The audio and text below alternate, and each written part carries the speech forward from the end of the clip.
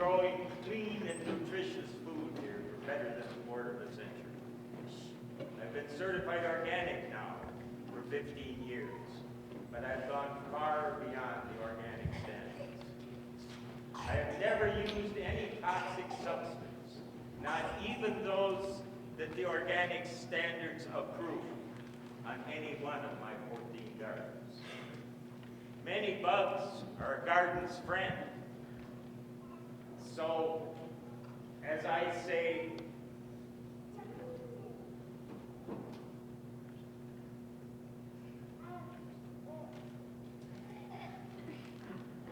many bugs are a garden's friend.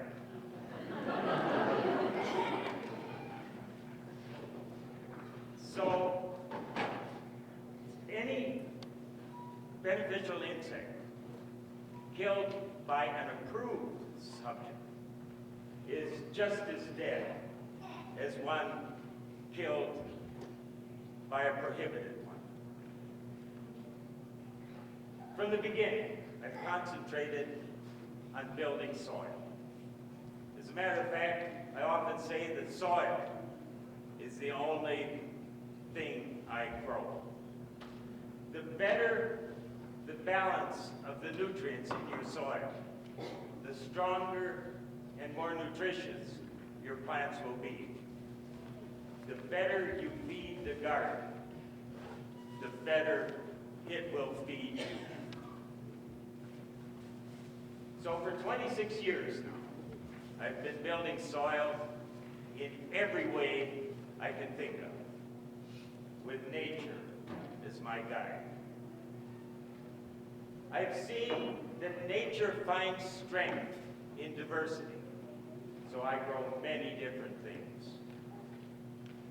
Right now, I'm growing about 170 varieties of people food that I sell through my CSA, the farmer's market, a few stores, and some of the best restaurants around.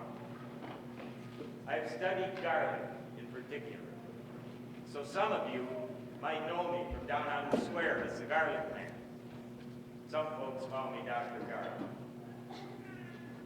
I choose my varieties for color and shape and flavor, not for how well they will ship across the country or whether they can be harvested by a machine. I enjoy working with the finest chefs because their highly developed palates and keen eyes for color help guide me in the varieties I choose. The varieties they choose have often been grown in small gardens for centuries around the world.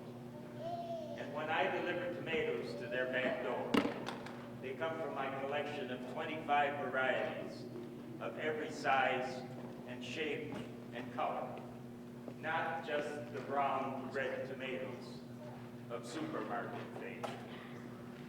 When I put carrots in my CSA box, they're not just orange, but white and yellow and red and purple, each delivering the complex nutrients that their colors provide.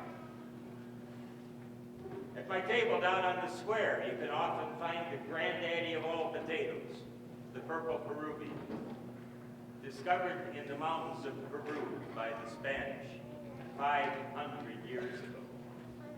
On occasion, there's a pink and purple spinach in my food boxes that's been grown in Europe for 400 years. And there's my own personal family heirloom seed, the Murdoch bean, that came from Scotland with my ancestors way back before the Revolutionary War. At this time of year, when I order my seeds, you will find many heirloom varieties on the lists. Now, you might have a little difficulty believing what I'm going to tell you now, and that's okay, because here's where I step across the line between fact and faith.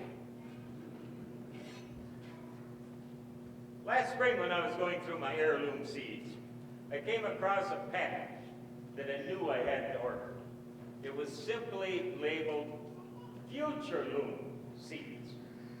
I didn't know what to make of it, but I opened up the pack and I found about a dozen of the weirdest looking seeds I'd ever seen. They were like oversized squash seeds, but instead of being tan, they were tan and brown striped, kind of like a potato bug. That's it. A huge, dry, squash potato bug. Well, these bugs could be a serious problem in an organic garden, and I'll admit to having squashed quite a few of them myself. Nowadays, I just pick them up and throw them in a bucket of water. I like to say I'm giving them swimming lessons, but really, they never seem to learn. Where was it? Oh, the Future Loom seed. You can understand why I'm skeptical, what with them looking like potato bugs and all. But after a while, I decided to plant some. And here is the result. The biggest, weirdest looking squash I've ever laid eyes on. You can see it's way too big to bake. So I guess I'm gonna have to slice it up for stir fry.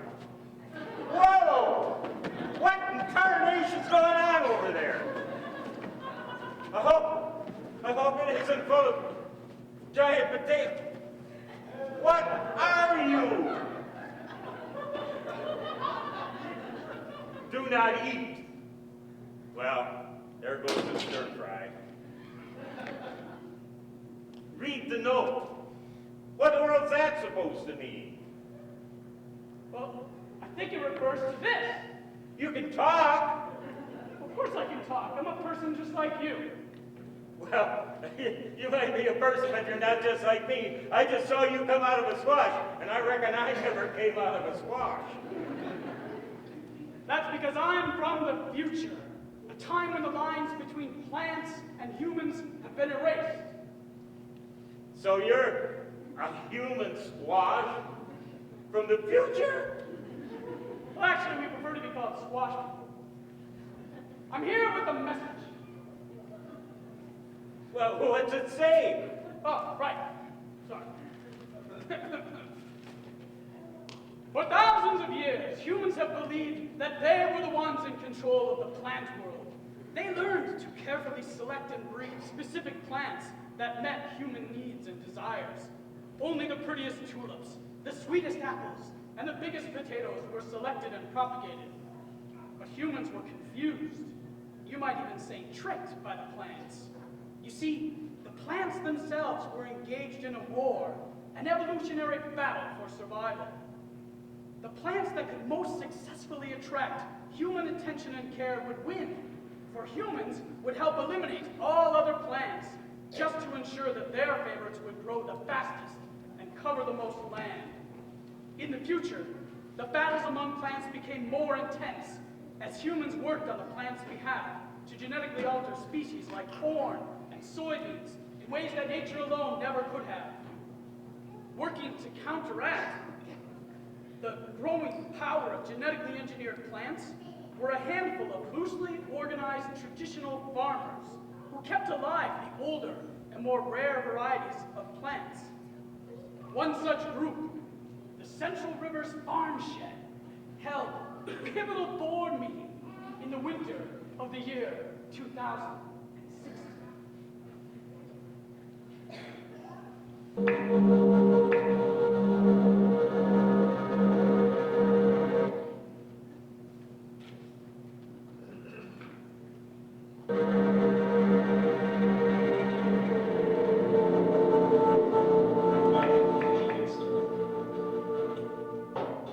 Hereby call to order the February 2060 meeting of the Central Rivers Farm Shed. You've all seen the agenda.